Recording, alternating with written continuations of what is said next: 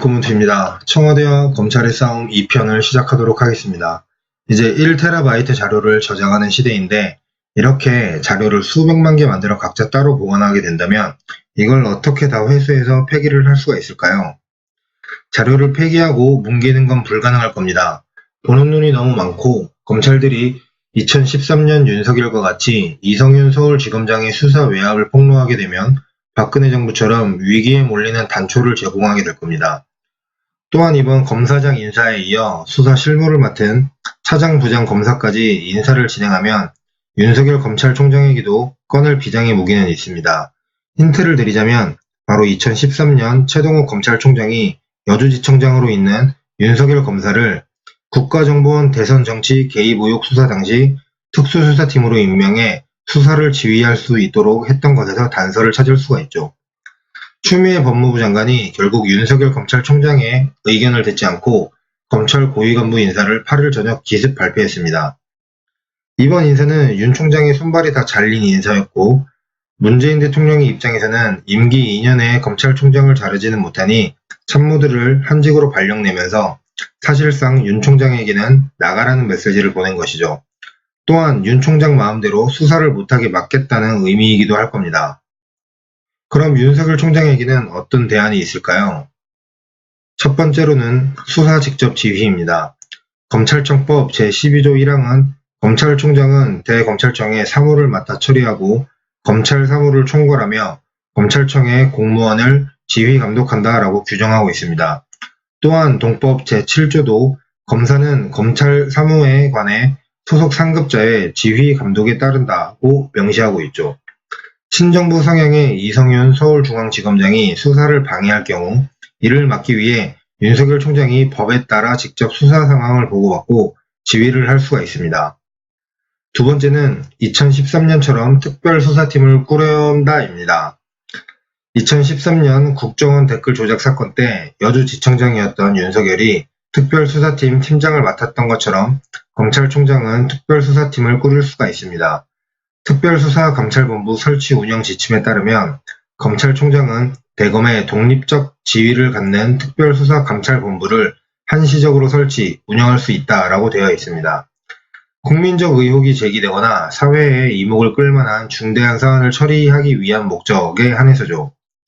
특별수사감찰본부 설치 운영 지침 2조 4항에는 검찰총장은 특별수사감찰본부장이 그 직무를 수행하면서 요청하는 검사 등 필요한 인원을 지원해야 한다라는 내용이 담겨져 있고 특별수사감찰본부장은 고등검사장 또는 검사장이다입니다.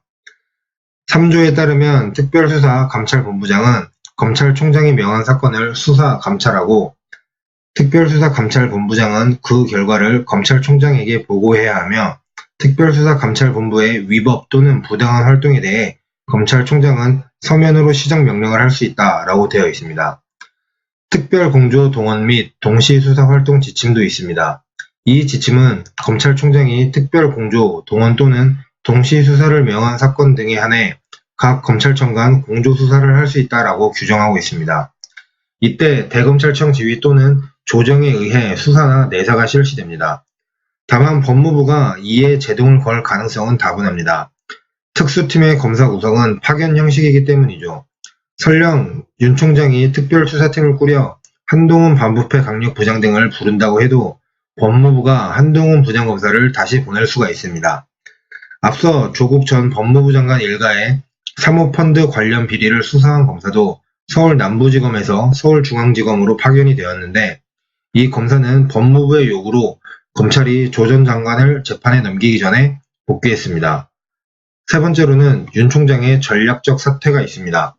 현행법상 정부가 윤 총장의 거취를 직접 결정을 할 수는 없습니다. 현행법상 검찰총장의 임기는 2년이고 윤 총장의 임기가 2019년 7월에 시작됐으니 2021년 7월까지가 임기입니다. 아직 1년 반이나 남았다는 이야기입니다. 먼저 청와대와 법무부가 차장, 부장, 검사의 추가적 인사를 하게 되면 동시에 윤석열 총장이 특별수사팀을 만들어 놓고 이 팀이 청와대와 법무부의 방해로 와해될 무렵 사표를 내는 것입니다. 그리고 판단은 국민에게 맡기고 훗날을 도모하는 것이죠. 어차피 현재 문재인 정부 관련 수사 자료는 어딘가에 잘 보관되어 있을 테니까요. 아마 앞으로 일어나게 된다면 이 세 가지 중 벗어나지 않을 것이라고 생각합니다. 윤 총장이 이것 이외에 할 수 있는 다른 법적 대안은 없을 테니까요. 윤 총장이 마지막 세 번째 카드를 꺼내들면 국정원 댓글 조작으로 물러난 최동욱 검찰총장이 생각이 날 것입니다. 사실 법무부 장관이 검찰총장을 징계하기 위해선 법무부 내 감찰 관실을 통해 총장에 대한 감찰 지시가 선행이 돼야 합니다. 감찰을 통해 비위 사실이 확인되면 검사징계법에 따라 해임 등이 가능합니다. 이 법에 따르면 검찰총장에 대한 징계는 법무부 장관이 청구하도록 규정되어 있죠. 만약 윤 총장에 대한 감찰이 현실화가 되면 박근혜 정부에서 최동욱 총장을 물러나게 하기 위해 2013년 황교안 당시 법무부 장관이 최동욱 당시 검찰총장의 혼외자 의혹에 대해 감찰을 지시했던 것처럼 할 것입니다. 다만 윤 총장이 인사협의에 소극적으로 대항한 것이 징계 사유가 될 수 있을까요? 지금 청와대와 법무부, 여당은 윤 총장이 추 장관의 명을 듣지 않았다며 항명으로 몰아가고 있죠. 아니 지금이 무슨 조선왕조 시대입니까? 명? 거역? 무슨 장관 따위가 검찰총장한테 명을 거역했다라는 표현을 쓰는지 잘 모르겠습니다. 좌파 이 새끼들도 하는 짓이 과거 새누리당스럽습니다. 권력을 잡았다고 지배하려는 저 자세. 역시 민주당도 좌파도 역겹습니다.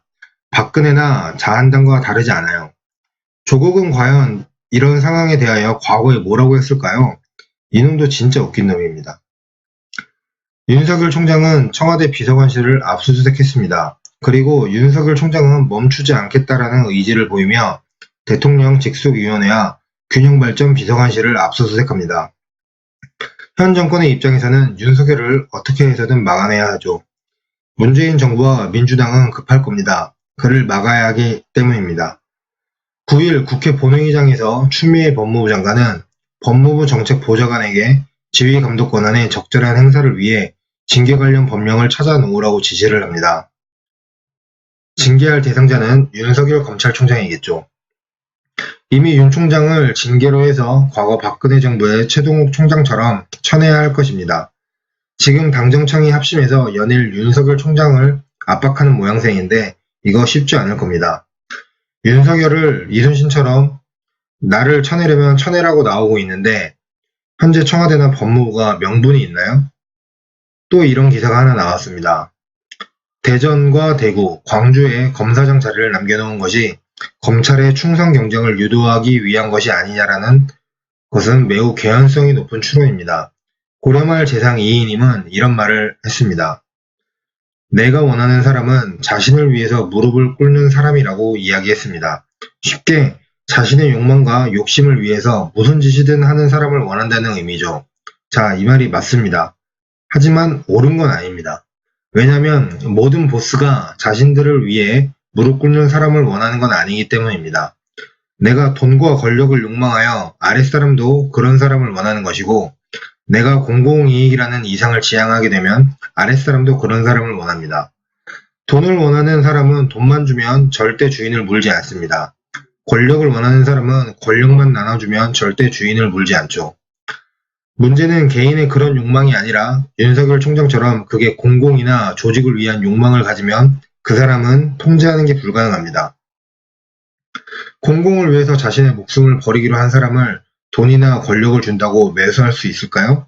이들에게 필요한 건 오직 한 가지, 명분입니다. 왜 윤석열 총장이 그렇게 무리하게 문재인 정부를 파냐며 비판하는 일부 사람들도 있을 것입니다. 우파들이 과거 2013년 국정원 댓글 수사 때 그랬듯이 이번에는 좌파나 조국기 부대 출신들이 윤 총장을 비판하고 있죠.